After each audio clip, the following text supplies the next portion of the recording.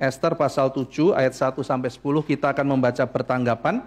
Saya akan mulai membaca ayat pertama, saudara membaca ayat kedua, demikian kita bertanggapan sampai ayat ke-10. Datanglah raja dengan Haman untuk dijamu oleh Ester sang ratu.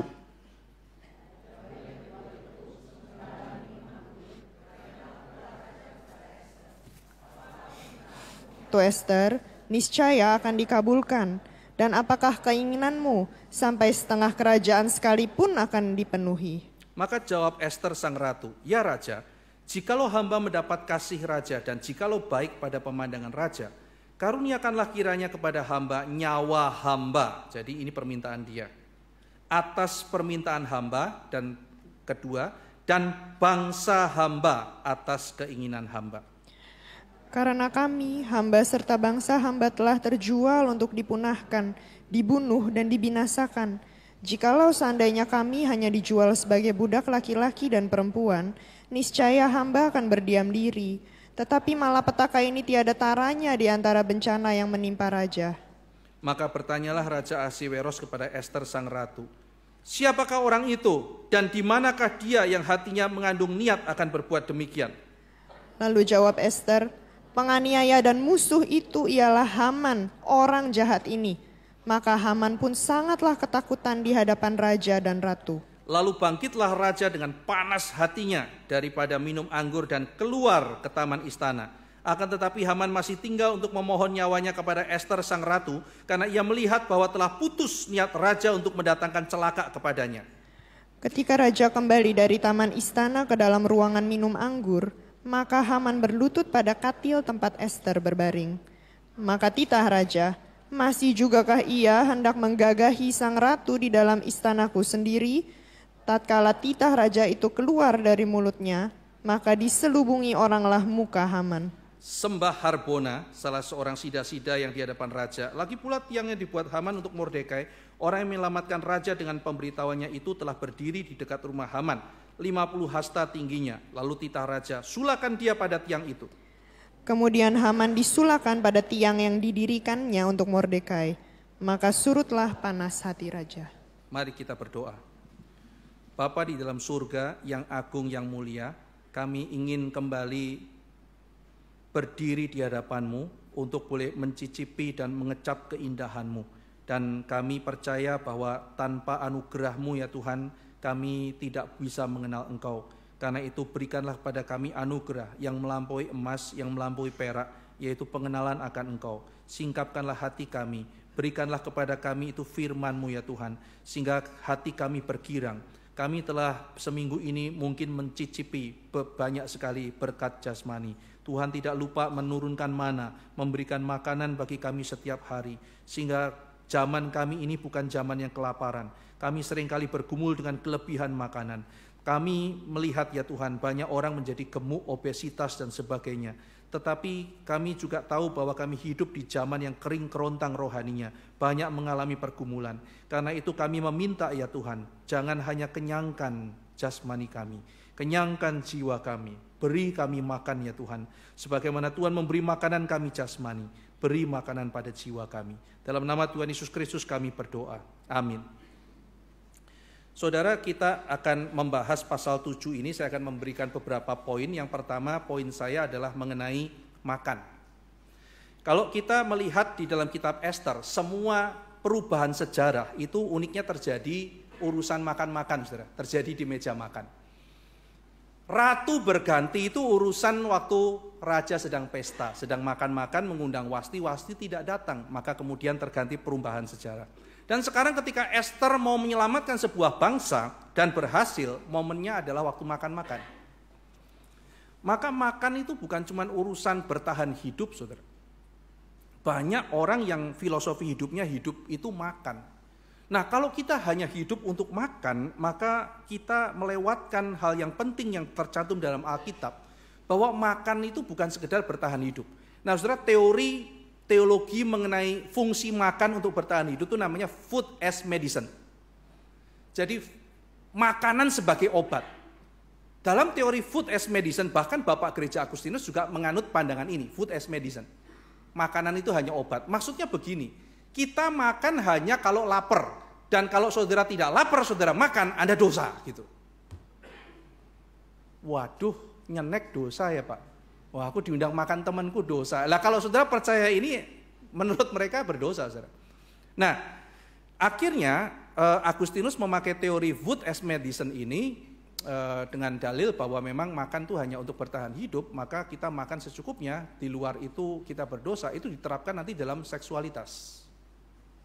Pasangan suami istri misalnya, sex as medicine. Maksudnya begini, seks itu hanya di dalam kerangka punya keturunan. Kalau tidak ada rencana program untuk punya anak, tidak boleh. Wah, ini kita pikir-pikir, kok kayaknya ada yang salah, tapi salah di mana gitu.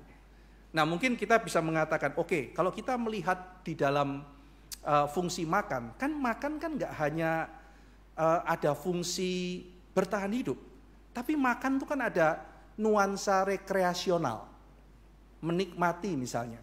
Nah, ini kita biasanya bahkan makan kalau dalam kategori kita mungkin bukan sekedar bertahan hidup, saudara. Kita ini kan makan itu untuk rekreasi, bukan?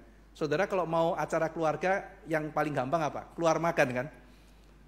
Ya, saudara yang suka kuliner, ya kan? Hidden gem gitu kan ya. Cari di pasar mana, di gang mana, itu ada hidden gem di Surabaya, di gang ini, gang itu. Itu makan sebagai rekreasional.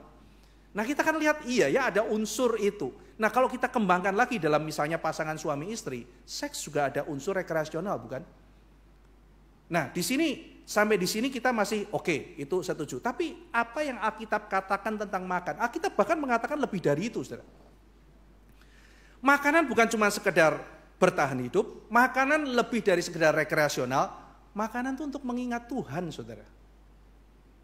Itu yang diajarkan oleh Tuhan Yesus. Saudara, waktu mengingat kematian Yesus, caranya gimana, saudara? Salah satunya, perjamuan kudus loh, saudara. Makan-makan itu, saudara. Jadi Yesus memperkenalkan cara mengingat dia adalah, waktu kamu makan ini, kamu ingat akan aku. Wah, menarik, saudara ya. Jadi meja makan menjadi tempat kita mempersembahkan hidup kita kepada Tuhan. Jadi makan itu mengingat Tuhan, makan itu relasi. Saudara, ketika orang Israel sudah diterima oleh Tuhan di Sinai, di situ kan ada percikan darah melambangkan mau ketemu Tuhan harus lewat darah Kristus. Tuhan sudah memberikan hukum, menerima melalui darah Kristus, terus mereka diundang naik. Apa yang Tuhan berikan pada para penatua Israel? Dijamu makan-makan sampai kenyang, saudara. Lah kalau misalnya mereka sudah kenyang, saudara, apa mereka bilang? Tuhan, sorry, aku food as medicine punya teori. Aku nggak makan karena aku lagi diet. Ya kan nggak begitu, saudara. Tuhan udah makan, disediain makanan, ya makanlah gitu. Nah, saudara, jadi apa yang mau disampaikan oleh Alkitab mengenai makan ini? Makan itu juga bicara mengenai relasi dan penerimaan. Kalau saudara diundang makan ke meja perjamuan oleh Tuhan Yesus, namanya perjamuan kudus, itu artinya saudara adalah keluarga kerajaan Allah. Maka perjamuan kudus sifatnya eksklusif. Hanya diberikan pada mereka yang sudah percaya pada Yesus Kristus. Gak bisa semuanya dikasih kan, saudara ya. Jadi kebaktian semua firman Tuhan kepada semua. Tetapi ketika perjamuan kudus kan tidak. Nah, jadi makan itu juga bicara mengenai relasi dan penerimaan. Kalau saudara senang sama seseorang, ingin menerima seseorang, saudara undang makan. Dan itu bukan cuma sekedar masalah hedon, itu masalah relasi. Jadi Bapak Ibu kalau melihat anak-anaknya, kok rujaan di gereja gitu ya. Atau apa ya, bikin kalau zaman sekarang bukan rujaan, barbecue. Ya kan, barbecue lah atau apa nih anak sekarang hedon ya makan-makan terus. Tergantung, saudara, ya memang bisa hedon juga gitu ya. Tapi bisa juga anak-anak itu mementingkan memakai hanya media itu ya sekedar makan. Tapi yang dikejar bukan makannya, Bapak Ibu. Yang dikejar itu relasinya. Seperti Esther, makan itu dipakai untuk sesuatu yang lebih dari sekedar makan. Memperjuangkan nasib sebuah bangsa lewat makan. Nah, maka saudara kita melihat bahwa ternyata makan itu punya aspek yang limpah, bukan sekedar hanya kenyang. Maka saudara yang nanti pulang, berarti pulang aku masih tenang ya Pak, boleh makan ya Pak, ya boleh ya. Padahal aku sudah nggak terlalu lapar loh, ya enggak apa-apa. Kenapa? Karena mungkin itu adalah waktu untuk saudara berelasi dengan saudara-saudara Anda yang sudah lama tidak ketemu, atau menjalin relasi dengan keluarga Anda. Di meja makan itu, pemulihan relasi, penerimaan, menghargai orang dan sebagainya. Ini yang pertama saudara ya, mengenai makan. Yang kedua, Ini bicara mengenai Ester yang menutup dan sekarang membuka dirinya. Di dalam pasal-pasal sebelumnya kan Ester menutup jati dirinya. Jangan ceritakan kamu orang Yahudi. Sekarang dia reveal, saudara. Nah yang menarik ketika dia reveal identitasnya dan dia membela bangsanya, harus berbicara pada raja. Caranya bagaimana? Jadi saudara, Ester itu poinnya mau ngomong tolong jangan bunuh, keputusanmu tuh salah, kamu tuh sudah bersalah mau membunuh bangsaku, berarti membunuh aku, berhentilah, tolong selamatkan aku. Nah ini kan poinnya itu, tapi cara ngomongnya itu kan banyak. Nah sekarang coba saudara jadi Ester. Anda sekarang mesti ngomong sama orang pemerintah atau siapapun, dan dia bukan orang Kristen dan tidak peduli gereja. Bagaimana saudara akan berbicara, minta izin misalnya.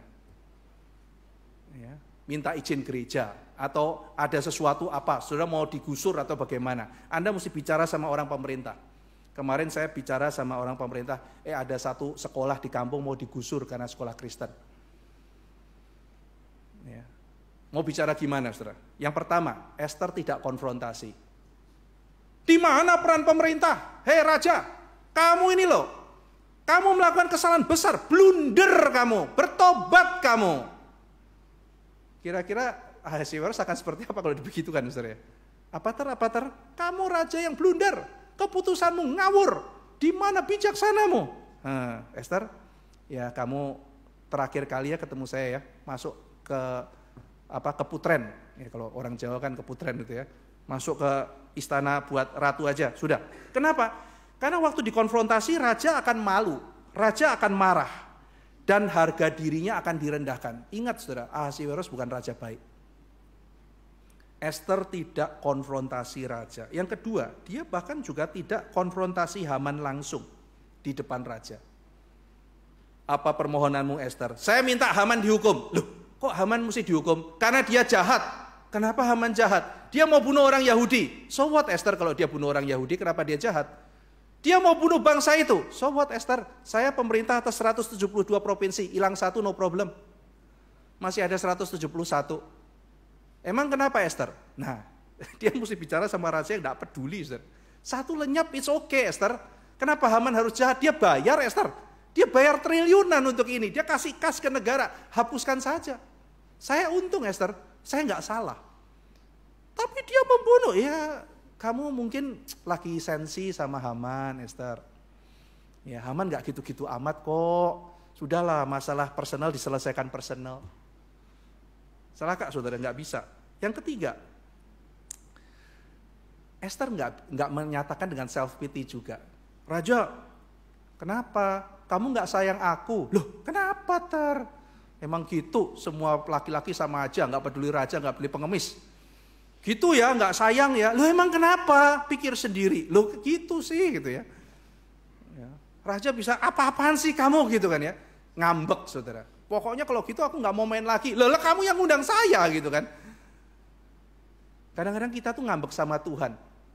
Pokoknya kalau Tuhan nggak kasih berkat gitu, biarin. Aku mutung, aku nggak mau ke gereja lagi. Aku rusak diriku. Biar Tuhan rugi. Yang rugi kita saudara. Kita seringkali self pity, meratapi nasib, meratapi kehidupan, ya kan? Ya, tetapi Ester tahu itu tidak akan berguna. Dia nangis-nangis, aku jahat, terus mau gimana? Ya emang aku jahat, terus mau apa? Hah? Lu mau apa? Emang gue jahat? Ya nggak apa-apa sih, ya sudah gitu.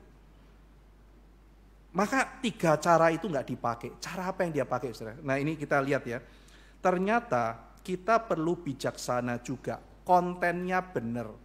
Tapi Alkitab juga mengajarkan bagaimana cara menyampaikan yang tepat itu perlu kita pikirkan sebagai orang Kristen. Ester memahami bahwa suaminya ini bukan suami yang baik. Ester tahu suaminya ini adalah suami yang gengsian dan jangan singgung harga dirinya. Jadi dia masuk bukan dengan langsung konfrontasi raja, tapi dengan cara apa saudara? Yang pertama, dia main pakai jurusnya Haman. Haman itu kesalahan satu Mordekai ditimpakan kepada satu bangsa. Dan raja nggak peduli sama bangsa itu, saudara. Tapi raja peduli sama Ester karena itu istri dicintai dia. Maka bagaimana cara Ester? Ketika dia maju, dia timpakan kebencian Haman pada seluruh bangsa itu, ditimpakan pada dia. Raja tolong, kenapa? Saya mau dibunuh. mau dibunuh. Bukan bangsa ini. Aku dulu. Aku minta nyawaku dan nyawa bangsaku. Jadi satu saudara, paket itu. Nggak bisa dibagi. Jadi melawan bangsaku, melawan aku. Ini kan seperti Kristus saudara. Kamu melawan gerejaku, kamu melawan aku. Kamu menganiaya gerejaku, kamu menganiaya aku. Wah, ini menjadi tipologi Kristus. Jadi Ester timpahkan semua. Lu kalau ngelawan orang Israel, kamu mau membunuh saya, kamu melawan saya. Raja tolong. Kenapa saya mau dibunuh, saya mau membunuh kamu. Orang ini, lu kenapa? Dia mau bunuh seluruh bangsa. Jadi jurusnya Haman di switch, dan ini menunjukkan apa nantinya? Tipologi dari Kristus yang mengambil dosa seluruh umat manusia ditimpakan pada dia. Mediator saudara. Nah, jadi Ester menarik semua kebencian pada dirinya dan dia datang pada raja minta tolong seluruh problem bangsanya ditimpakan pada dia. Kamu cinta aku cinta kamu, semua aku berikan. Aku minta satu, apa? Nyawaku. Mana bisa nggak diberikan saudara dengan begitu? Nah, jadi Ester tahu dia dicintai oleh raja dan dia memainkan berkat itu untuk bukan dimanja raja, tapi menjadi berkat buat seluruh bangsa. Saudara, ada saatnya kita dicintai, ada saatnya kita dibenci. Mungkin saudara dicintai oleh pimpinan saudara. Mungkin saudara dicintai keluarga saudara. Mungkin saudara dicintai seseorang. Tetapi bagaimana kita memakai cinta itu? Ester tidak memakai cinta itu seperti Haman. Haman dicintai loh saudara. Dan dia kepalanya besar. Oh lihat berapa kayanya aku. Oh lihat berapa suksesnya aku. Oh lihat bagaimana anak-anakku. Oh lihat bagaimana aku spesial di mata raja. Itu otaknya Haman isinya begitu saudara. Itu otak rusak kayak begitu. Saudara kalau ketemu sama Haman pasti nyebelin. Salah dikit, kamu gak hormat aku. Ya karena otaknya pikirannya begitu saudara. Tapi Ester saudara, dia dicintai. Yang dipikir apa? Gimana nolong umatku? Gimana mereka lepas dari kesulitan? Gimana membangun bangsaku? Jadi cara sama-sama dicintai. Tapi sama-sama isi kepalanya, isi hatinya berbeda sekali saudara. Nah, lalu bagaimana sekarang dia berkomunikasi dengan raja? Settingnya itu apa? Kalimat itu baru nanti menyusul, saudara. Tapi settingnya membangun identitasnya, nanti kita akan masuk ke situ. Lalu membangun misalnya role-nya ini apa? Role-nya bukan konfrontasi kayak Nabi. Role-nya apa? Role-nya adalah bapak ke anak, anak ke bapak atau apa? Nah komunikasi kan ada role-nya saudara. Role-nya itu kalau silang nggak bisa jalan komunikasi. Misalnya papa ngomong sama anak gini, bersihin itu meja. Ini bapak ke anak. Kalau anak ke bapak, baik pak, tunggu sebentar pak, komunikasi jalan baik. Bapak perannya role-nya bapak ke anak, anak role-nya anak ke bapak. Tapi kalau bapaknya ngomong ke anak, bersihin meja. Anaknya juga bapak ke anak. Tunggu dulu, ya celaka saudara, nggak bisa ketemu. Papa bilang sekarang, papa nggak lihat saya sibuk. Nah ini role-nya anaknya nggak merasa anak ke bapak. Nah jadi sebelum komunikasi, Anda tuh siapa? Nah itu penting. Nah Ester tuh menempatkan dirinya ke siapa baru bicara sama raja. Bertobat kamu, salah kamu, blunder kamu, saya koreksi. Enggak. Suamiku, please help me, aku mau dibunuh nih. Pangeranku, aku putri mau disergap. Sama siapa? Naganya mana? Nih gitu. Help me, siap kan gitu kan saudara. Laki-laki mana saudara yang gak sentuh digituin? Perempuan-perempuan yang belum nikah ya, dibukain pintu sama laki-laki, krak, masuk, baik sih, lain kali gak usah bukain pintu, aku bisa buka sendiri. Kalau kamu mengatakan, aduh thank you ya kamu baik, itu lebih baik gitu. Karena di situ manusia itu punya kebutuhan bukan hanya fisik, tapi juga psikologis. Dan di sini dia merasa dirinya dibutuhkan dan berharga. Jadi salah satu bentuk pelayanan itu adalah pelayanan juga menghargai yang lain. Ya, thank you ya sudah diperhatiin begitu. Ya, pulang-pulang dimasakin sama istrinya. Makan, Ma, sadarlah, aku khawatir kamu tuh capek. Mending jajan di luar aja lah, Ma. Ya, dia nggak tahu istrinya tuh mikirin masakan tuh 3 hari. Hari pertama cari resep. Hari kedua belanja di pasar, hari ketiga udah ngulek-ngulek sediain setengah mati buat suaminya. Dan suaminya bilang, lain kali gak usah lah beli di luar lebih gampang. Dan dia makan tuh kan, apalagi enakan di luar. Wah celaka saudara. Waduh, kalau misalnya suaminya mengatakan, aduh thank you ya, meskipun mungkin gak seindah di luar, tapi aku appreciate banget kerja kerasmu, lain kali bikinin lagi ya. Itu kan apresiasi saudara. Nah Ester tahu hal itu. pangeranku, please help me. Wah, itu rajanya, siapa? Siapa Dia tidak memainkan peran Nathan. Kalau Nathan, kamu orangnya, kan gitu saudara ya. Esther mengatakan, dia orangnya, langsung pada masalah. Nah kenapa begitu? Karena Esther panggilannya menyelamatkan bangsanya, bukan mempertobatkan Ahasiweros. Saat itu kritik krusialnya dia adalah selamatkan bangsanya dulu. Maka dia tidak bisa mengerjakan semua, dia pilih role ini adalah bijaksana. Maka kesimpulannya saudara, Esther itu bukan cuma cantik. Ada saudara-saudara sekalian orang yang memuja kecantikan, tetapi sebetulnya mau ditonjolkan di kitab ini, dia itu perwujudan kitab Amsal. Dia itu punya wisdom. Dia itu bijaksana. Saudara. Ya. Nah, dia bicara mengerti psikologi suaminya. Dan dia bicara mengenai apa saudara? Mengenai untung rugi. Saudara kalau ketemu misalnya ya, anak-anak itu kan sering misalnya minta proposal ke perusahaan dan sebagainya. Ini adalah untuk rakyat, untuk ini, untuk itu. Perusahaan tuh tiap hari urusannya profit, saudara. Kamu tidak apa segala macam, kamu tidak loyal, tidak ini, tidak setia, tidak punya peri kemanusiaan. Enggak, ngomongin cost and benefit sama mereka. Kamu benefitnya apa kalau nyumbang ke kita? Nah jadi Esther tahu bahwa Raja Ahasiweros tidak peduli sama sekali sama orang Yahudi. Maka ketika dia argumentasi, tolong selamatkan bangsaku, dia kasih cost and benefitnya. Enggak ada benefitnya kalau kamu bunuh. Termasuk aku akan mati, lebih benefit kalau biarkan dia hidup.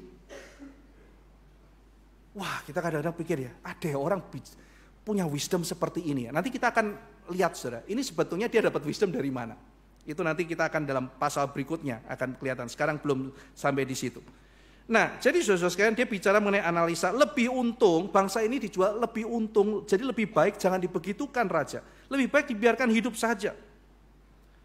Nah, lalu kemudian Esther membuka rahasianya. Saya orang Yahudi. Saya bagian dari bangsa yang mau dibunuh itu. Saudara, memang tidak ada kalimat dia adalah orang Yahudi. Tetapi dari kalimat yang disinggung, ada bangsa yang dijual budak dan sebagainya. Kalau saudara perhatikan bagian sebelumnya, itu kalimat deskripsi Haman akan orang Yahudi. Jadi ketika Esther ngomong itu, Haman udah kerasa, ini gue disindir nih gitu.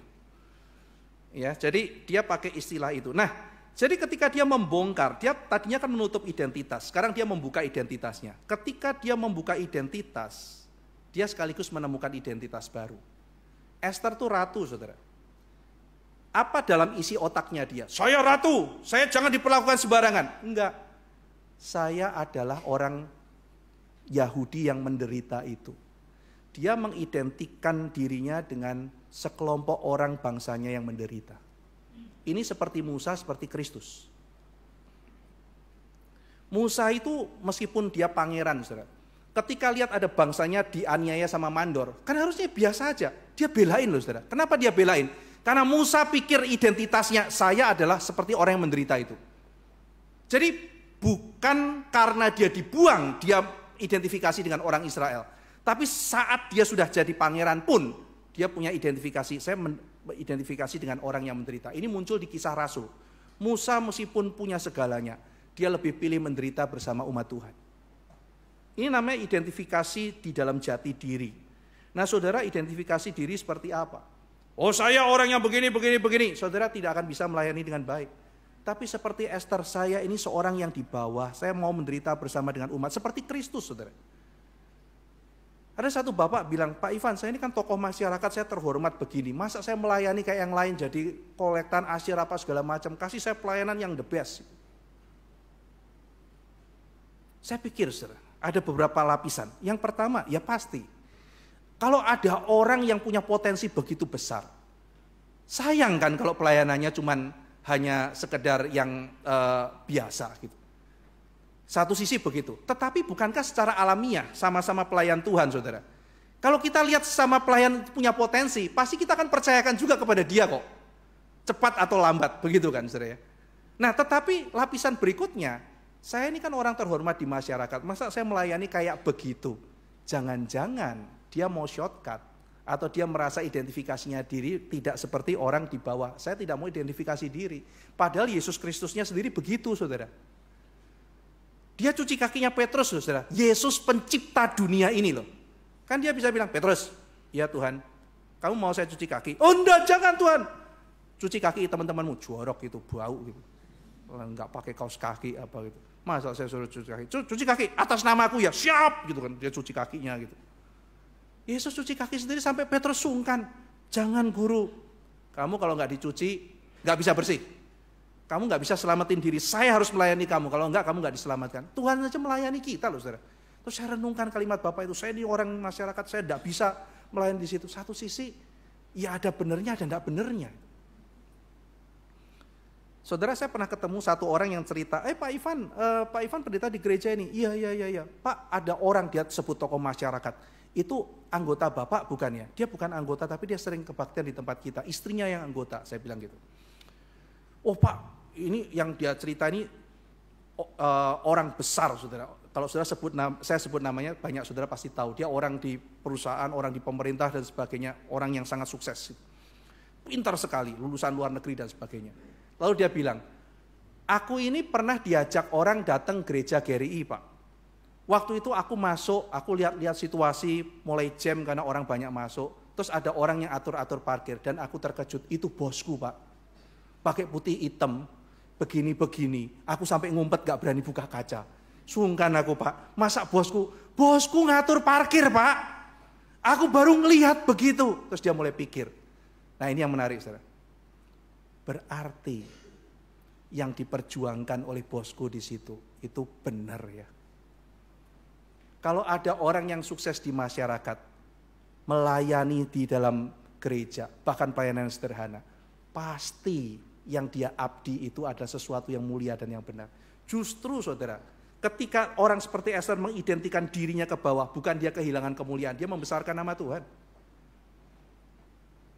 Jadi mari kita berpikir saudara ya. Jadi saudara punya potensi dan sebagainya, saudara memang ada saatnya saudara pasti akan dipakai oleh Tuhan lebih. Tetapi mungkin jalannya itu kita nggak bisa hindari, semua jalannya ke arah situ saudara. Baik saya maupun siapapun. Semua jalannya harus ke bawah. Karena itu jalan yang Tuhan ajarkan kepada kita. Yesus Kristus sendiri turun ke dalam dunia. Ya, saudara, Kierkegaard tulis begini. Kenapa Yesus gak langsung ngaku dia Tuhan? Itu loh, Sakir Naik itu kan mengajukan argumentasi namanya exact word argument. Mana ayatnya? Yesus mengatakan, akulah Tuhan, sembahlah aku. Gitu kan. Nah gak ada kan? Memang gak ada saudara. Memang gak ada. Karena memang itulah intinya keunikan Yesus. Gak ada. Akulah Tuhan, sembahlah aku. Kenapa Yesus gak mengatakan begitu? Nah kita juga langsung kalau ngadepin orang ngaco kayak begitu, kita bisa langsung ngomong, kalau gitu tunjukkan satu kata di mana Yesus mengatakan aku bukan Tuhan, jangan sembah aku mana. Nggak ada kan, berarti dia Tuhan gitu. Orang dangkal sekali gitu kan. Mana ayatnya? Kata-katanya aku Tuhan, sembahlah aku. Kalau nggak ada kata itu artinya dia bukan Tuhan. Sebaliknya kalau nggak ada kalimat mengatakan aku bukan Tuhan, jangan sembah aku, berarti dia Tuhan dong. Ngaco itu ya kalau orang hanya pakai exact word argument. Nah tetapi yang benar begini. Meskipun Yesus tidak langsung ngomong dia Tuhan, kalau kita analisis kalimat-kalimatnya, kita langsung tahu ini dia sebetulnya sedang ngomong dia Tuhan. Kenapa dia tidak langsung ngomong exactly saudara? Karena dia sedang dalam form yang sangat rendah, yaitu seorang hamba. Maka orang perlu iman, perlu waktu, perlu mencerna, baru akhirnya dia tahu inilah Tuhan. Perlu anugerah. Kalau ada orang tengah jalan, aku Tuhan, saudara percaya. Yesus gak pakai transfigurasi loh. Inilah indahnya kekristenan. Dia memberi contoh pada kita. Mengambil rupa seorang hamba. Esther mengidentikan dirinya. Bukan sebagai ratu yang hebat. Saya adalah seorang hamba yang menderita. Itu identitasnya dia. Dan dia mengambil identitas yang tepat. Karena itulah yang Yesus ajarkan buat kita. Bagaimana kita mengidentikan diri kita saudara. Itu yang mungkin membuat kita terhambat dalam pelayanan. Karena kita mengidentikan diri dengan salah. Yang ketiga saudara, Tuhan tetap bekerja meskipun Esther berhenti bekerja. Ini menarik. Esther sudah bekerja dipakai Tuhan, iya. Saya dan saudara punya talenta, iya. Ada talenta saudara yang berbagai macam dipakai semuanya oleh Tuhan. Tuhan memakai kita. Tuhan bekerja lewat kita. Tapi ada saatnya kita berhenti bekerja. Tapi Tuhan tidak berhenti. Saudara. Dia memberikan pertolongan tepat pada waktunya. Dia tidak berhenti bekerja. Jadi Esther sudah pakai strategi macam-macam. Marahlah Ahasiweros. Marah dia berdiri. Terus dia jalan-jalan ke taman. Kenapa ke taman saudara? Karena dia bingung. Wah, gue ketipu sama Haman. Tapi mau ngomong apa? Mau hukum Haman caranya bagaimana? Headline surat kabar.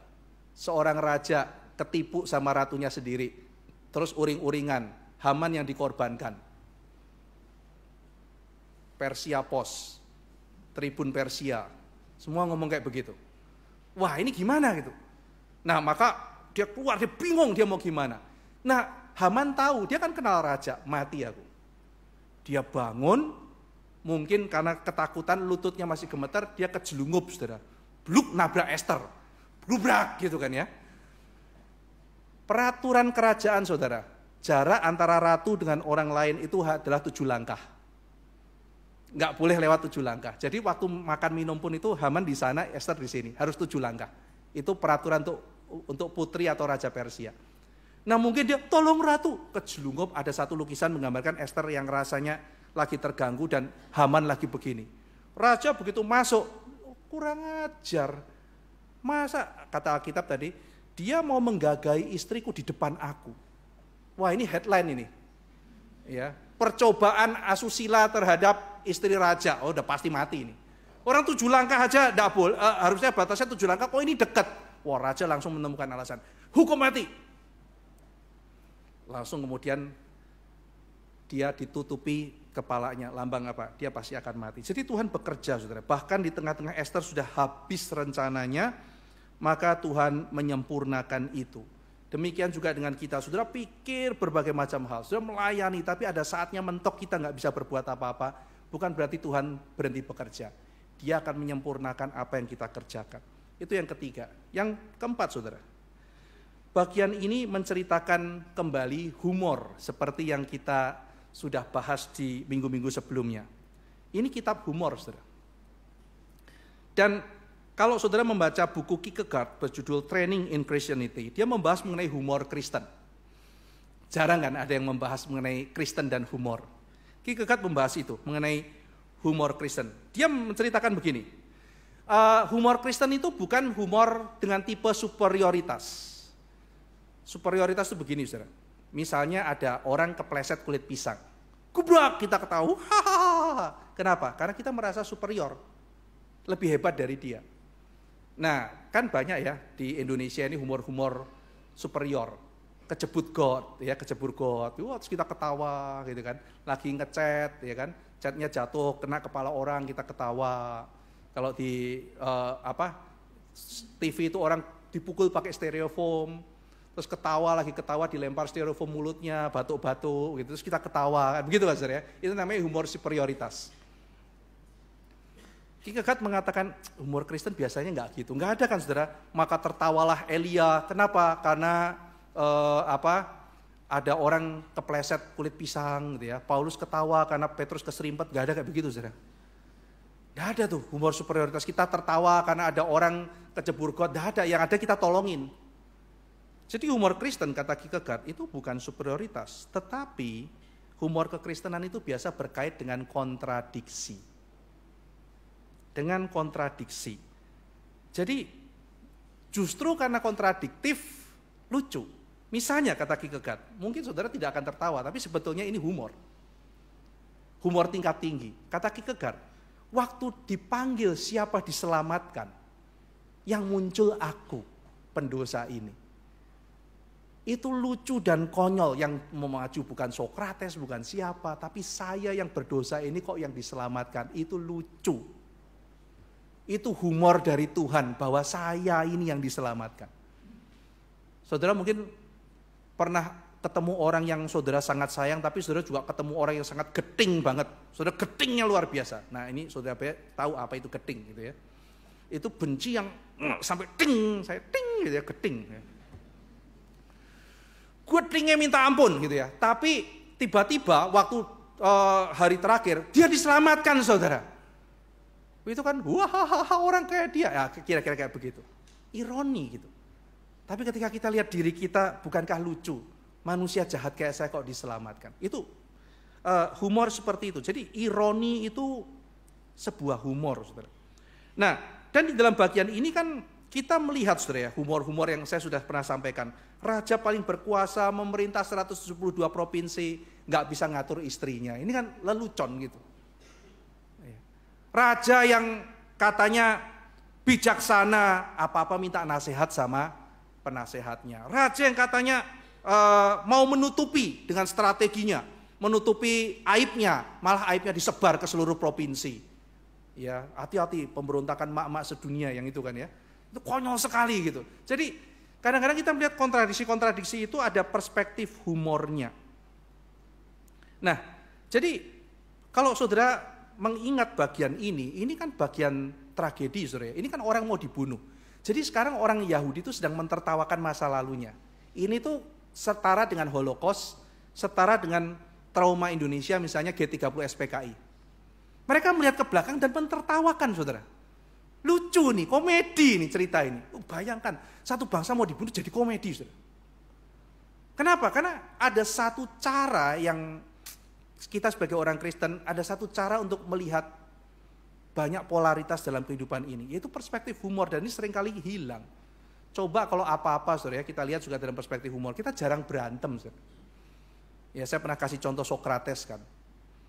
Sokrates itu sering komplain soal istrinya galak, istrinya judes, suka marah-marah, dia suka komplain. Nah saya agak bela istrinya sedikit, saya lihat dari perspektif istri ya. Kalau aku punya suami, kerjaannya nganggur, ngobrol ngalur ngidul, katanya berfilsafat, gak cari duit, lalu kemudian kerjaannya ongkang-ongkang kaki, aku juga jadi judes dan cerewet. Gitu. Nah, jadi kita mesti lihat dua sisi gitu ya. Nah jadi ceritanya si Sokrates curhat terus lah, suami istriku judes apa segala macam. Nah kan temennya nih ngap gitu ya. Kamu itu loh, kalau istrimu cerewet apa segala macam, kenapa nggak kamu ceraiin gitu? Ceraiin. Kamu di rumah punya bebek nggak, angsa nggak? Punya angsa. Kenapa kamu nggak buang aja? Jangan. Lu kenapa? Cerewet toh angsa. Iya. Kenapa? Dia ngusir maling sama kasih saya telur. Nah itulah. Dia kasih saya anak gitu. Nah ini kan bercandaan saudara ya. Terus ketika dia lagi ngobrol-ngobrol, istrinya kesel mungkin dapur lagi kosong. Keluar Sarah, jangan ngobrol. Dia tuh lagi ngobrol di teras saudara. Sama teman-temannya, murid-muridnya. Terus iya diusir istri. Ya ada geledek gitu ya. Terus dia keluar terus dia duduk di depan rumah. Istrinya kesel gitu kan. Dia keluar bawa air di baskom, dia siram si Sokrates. Juat, alih-alih marah. Apa kamu di depan orang gak hormat? Sokrates cuma ngomong gini. Ternyata bukan cuma guntur, hujannya datang gitu. Jadi saudara lihat ya bagaimana dia tetap awet meskipun suami istri ini nggak karu-karuan gitu ya. Karena kadang-kadang dia melihat itu dari perspektif humor. Nah saudara, jadi Kierkegaard mengatakan ada humor dalam kontradiksi. Dan kalau kita mau lihat saudara ya, bahkan dalam keseharian itu ada orang-orang yang memakai humor, tetapi ada satu syarat saudara. Kenapa kejadian itu bisa akhirnya kita tertawakan? Nah ini, kalau bagi Kierkegaard, ketika orang menghadapi penderitaan, polaritas dalam hidup dan tegangan, ketika dia bisa ketemu Tuhan, beriman dan berdamai, saat dia mencapai ketenangan, dia bisa berdamai dengan kesulitannya. Nah kalau dia sudah berdamai, dia sudah ketemu Tuhan, dia sudah berdamai, dia lihat bahkan yang jelek, dia bisa ketawa. Nah ini menarik saudara ya. Jadi ketika saudara menderita, saudara bisa ketemu Tuhan, saudara bisa damai, saudara lihat ke belakang, saudara akan bisa tertawakan. Ambil contoh, saudara pernah nggak ketawain foto saudara waktu masih muda? Lihat, cungkring, ini lihat, papi mami waktu dulu, cungkring ya. Terus anak, mami papi jelek banget, iya dulu ini mami kayak begini, kurang makan kan, bersyukur kamu. Sekarang bisa begitu.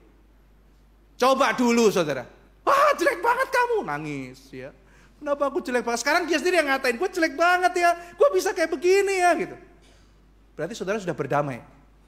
Saudara bisa melihat masa lalu. Terus saudara cerita, papa saya dulu cerita, kamu ya makan kayak begitu enaknya. Papi itu dulu waktu ngerintis semua cuma makan pisang goreng, kalau lapar minum air banyak-banyak. Sepikir papiku itu udah susah sombong ya gitu. Dulu papi kalau disediain makanan sama oma, telur satu di dadar lebar-lebar dibagi 6, anaknya 6, satu orang makan pakai nasi, terus apa tipis-tipis. Kamu tuh loh dibikinin telur gak dimakan. Oma saya kasih lihat orang Ethiopia, tuh orang Ethiopia kayak begini. Terus besoknya saya bungkus itu, kenapa nggak makan? Mau saya sumbangin aja ke Ethiopia, kan Ethiopia yang butuh bukan saya gitu. Jadi orang-orang ini bukan sombong saudara, mereka itu sedang memakai penderitaan untuk mendidik generasi yang lebih muda. Dan kenapa mereka bahkan bisa bangga? Karena mereka sudah berdamai dengan kesulitan itu. Dia ceritakan itu masa lalunya, bahkan dia bisa mentertawakan masa lalunya. Nah, kemarin itu kalau kita terapkan saudara ya, pemikiran humor ini. Kemarin itu stand up komedi Indonesia tuh ada 4 besar gitu ya, ada di TV. Saya kemudian lihat gitu ya, ada acara lomba itu. Ada satu orang komika itu dari Jawa Timur kalau saya nggak salah ingat. Dia itu membahas bapaknya tuh aneh saudara.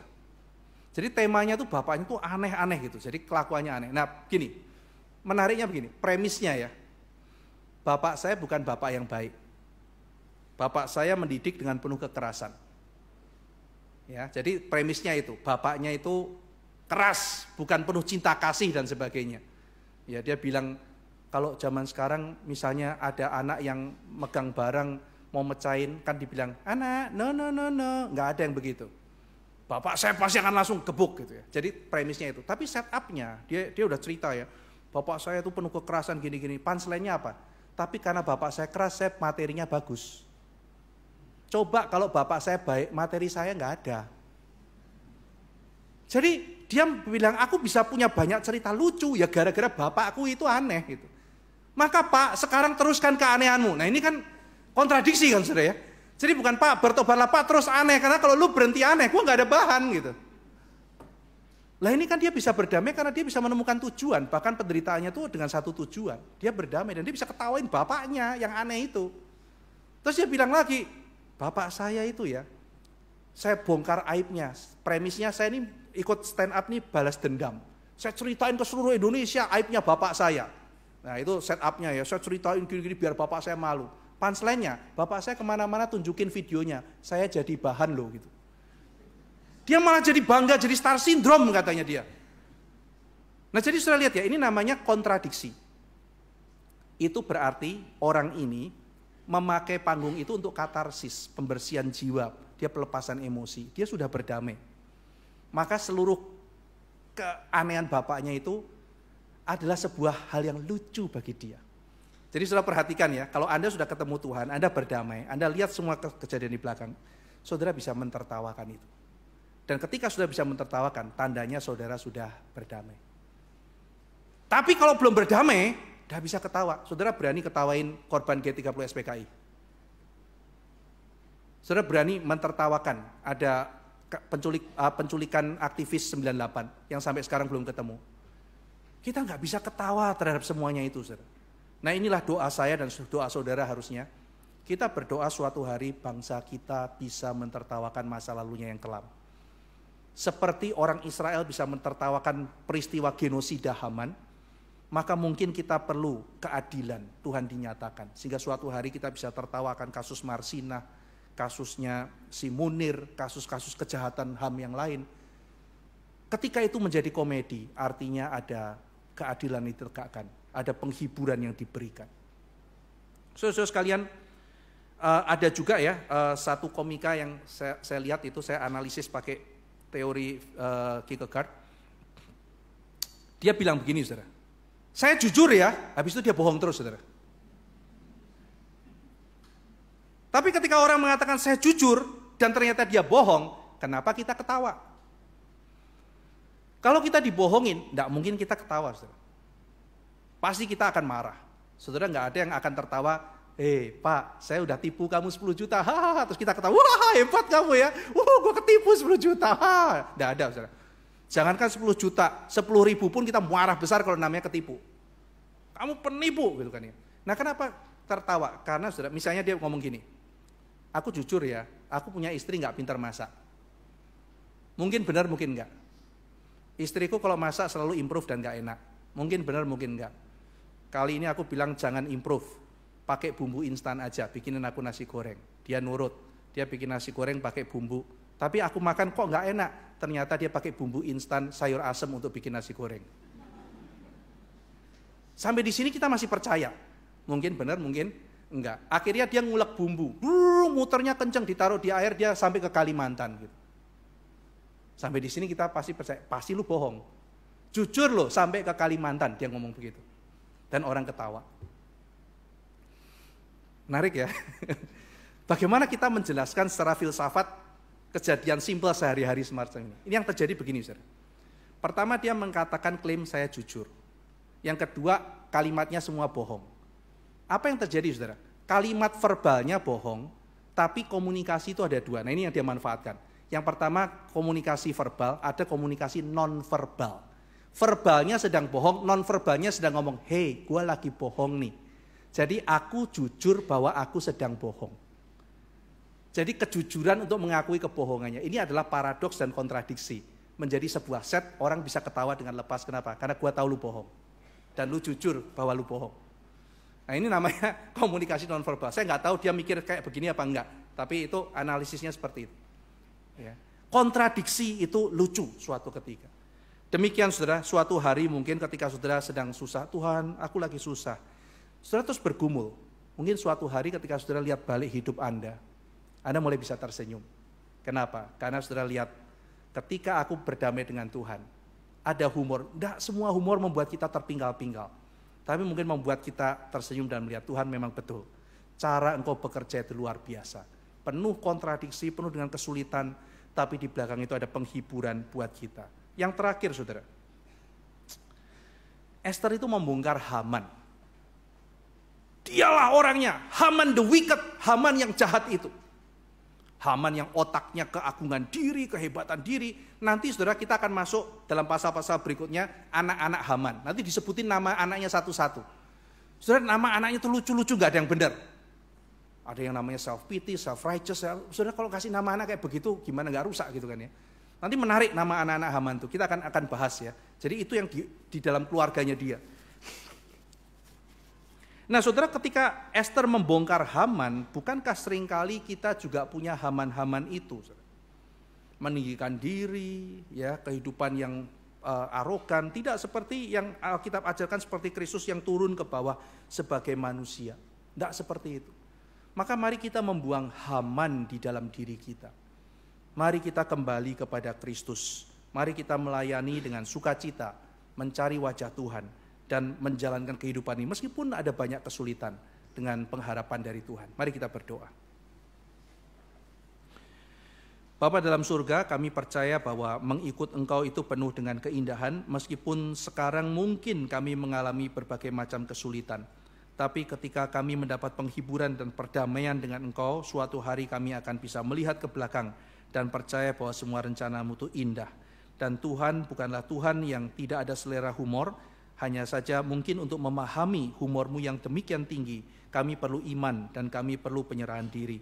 Dan sebagaimana kami melihat bagaimana Tuhan memunculkan ada paradoks-paradoks humor dalam kitab Esther, demikian kami juga ingin melihatnya di dalam kehidupan kami. Kami boleh tersenyum, bahagia, dan tertawa di dalam hati bersama dengan Tuhan. Karena kami menemukan Tuhan di dalam kesulitan-kesulitan kami. Terima kasih ya Tuhan, dalam nama Tuhan Yesus kami berdoa. Amin.